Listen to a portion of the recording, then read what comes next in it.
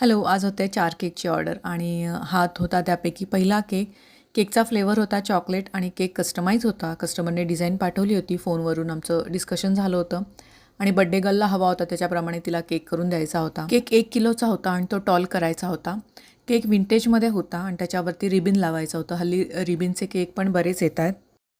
आणि इथे रिबिन जे लावायचे होते ते खरं तर फोटोत पिंक कलरचे होते, पण मला पिंक कलरचे रिबिन अवेलेबल झाले नाहीत. सो मी इथे त्यांच्याशी डिस्कशन केलं आणि रेड कलरचे रिबिन लावले. तर हा आहे हा केकचा फायनल लूक.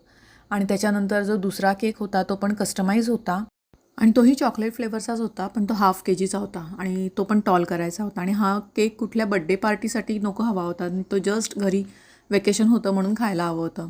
तर इथे त्यांच्या रिक्वायरमेंटप्रमाणे त्यांनी फोटो पाठवला होता ह्याही केकचा. आणि हा बघा, हा मिकी माऊसचा केक इथे करून रेडी झाला आणि हाही केक खूप छान झाला होता. तुम्ही बघू शकता या केकचा फायनल लूक.